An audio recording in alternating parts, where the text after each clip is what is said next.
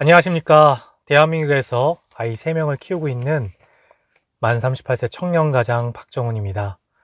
저는 사람을 살리고 시대를 살리는 여러분이라는 제목으로 제가 겪은 이 사회 문제의 끝판왕, 부동산 양극화에 대하여 이야기해 볼까 합니다. 어릴 적 어머님 없이 어렵게 자란 저는 집 밖에 있는 푸세식 화장실이 무서워 아무도 없는 골목에서 용변을 봤던 경험이 있습니다. 여기서 용변은 큰 걸 말합니다. 네, 똥을 쌌습니다. 초장부터 똥 얘기해서 죄송합니다. 저는 단지 컴컴하고 구더기 있는 푸세식 화장실이 화장실 귀신의 빨간 휴지 줄까 파란 휴지 줄까 이야기에 더불어 공포 그 자체였습니다. 그렇게 산동네에 살던 할머니와 두 손자는 이웃들의 도움으로 강남의 영구임대 아파트에 이사오게 되었습니다. 구더기 없고 환하고 깨끗한 화장실과 작지만 깨끗한 주거 환경에 너무나도 행복했습니다. 그러기에 요즘 뉴스와 기사를 볼 때마다 이 사회에 대한 안타까움을 금치 못하고 있습니다. 오래되고 낮은 아파트를 새롭고 높은 아파트로 재건축하여 많은 사람들이 깨끗한 주거 환경에 살게 해야 되는 것은 맞습니다. 그러나 자가가 아닌 임대에 산다고 장벽과 세구로 구분 짓고 출입구와 승강기를 따로 이용하고 관리비를 적게 내니 헬스장과 같은 커뮤니티 시설을 따로 요금을 받는다는 게 과연 바른 처사입니까? 제가 어릴 적 살았던 강남구에선 어떤 혜택과 인센티브를 줘도 임대주민과 함께 사는 재건축은 거부한다고 합니다. 내 돈 가지고 돈 얻는 사람 주택 만들어 나눠주는 거라고, 강북이나 저기 변두리 아파트에서나 그렇게 하지 왜 하필이면 강남같이 비싼 땅에서 질 떨어지게 그러냐고 인터뷰하는 뉴스를 보았습니다. 이런 게 권리입니까? 아니면 탐욕입니까? 몇 년 전부터 부동산 법인이 SNS를 통하여 다자녀 특별 지원금이라는 미명으로 무주택 다자녀 가정을 모집하여 분양대금 다 내주고 1억 원의 지원금까지 주며 특별 공급으로 분양한 후 전매 제한 기간이 끝나면 명의 이전 받는 부동산 투기 세력이 대놓고 판을 칩니다. 심지어 10년 전매 제한 기간 동안 보유세, 양도소득세, 건강보험료 다 내주고 어차피 공실이니 관리비만 내고 살라고 합니다. 제가 보기엔 명백한 부동산 실명법 위반인데 괜찮다고 합니다. 그렇게 살고 계신 분들이 많다고 합니다. 솔직히 정말 솔깃하지 않겠습니까? 저는 청약가점이 높지만 자금이 없어 꿈도 못 꾸는 입지 좋은 신축 아파트에 10년 동안 내 돈 안 들이고 살 수 있는 기회같이 보입니다. 이런 투기 작전 세력들이 먼저 발빠르게 환매 조건부 토지 사개념을 도입하고 변호사 입회하에 지원해주고 있는데, 변호사 협회에 사금융까지 지원해주고 있는데 정부와 국회에서는 알고 계신 겁니까?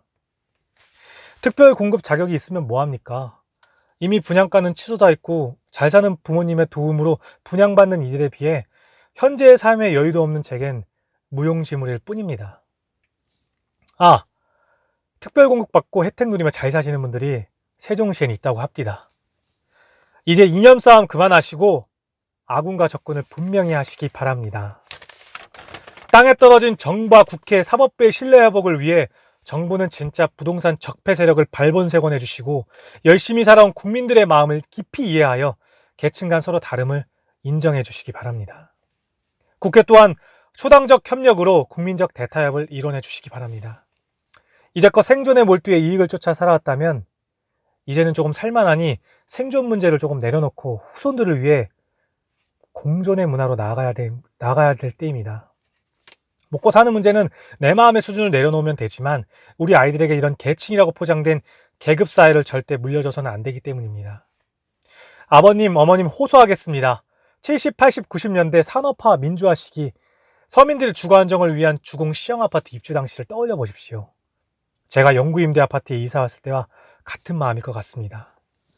그렇게 60제곱미터 이하 작은 집에서 아이들 잘 키우고 십장가 출가 잘 보내고 노후에 집 하나 있는데 내가 땅 꺼보려냐고 반문하시고 정부에서 그따위로 정책을 펼치니 나라가 이 모냐 이 꼴이냐고 하시는 분들도 일리가 있습니다. 맞는 말씀이십니다. 하지만 이웃집이고 내 집이고 10억, 20억 넘는 집이 돼서 좋은데 보유세, 양도소득세, 건강보험료가 부담이 된다면 그건 자산이 아니라 버블인 것입니다. 벤츠 타면서 보험료, 자동차세 부담이 된다면 소나타로 갈아타셔야 됩니다. 그게 아니라면 미래 세대를 위해 조세에 동참해 주십시오. 현 정부든 다음 정부든 부동산 안정화를 위한 정부의 노력을 믿고 협조해 주십시오. 이 대한민국은 여러분이 젊은 시절 땀 흘려 일한 노동의 대가를 토대로 비약적인 성장을 해왔습니다. 그로 인해 1인당 국민소득 3만 불 이상의 선진국가가 되었습니다. 하지만 국가경제의 근간인 경제활동을 위해 열심히 일해야 되는 우리 아들들이 부모님께 물려받은 아파트 몇 채로 수십억의 자산가가 된다면 누가 힘든 일을 하고 싶겠습니까?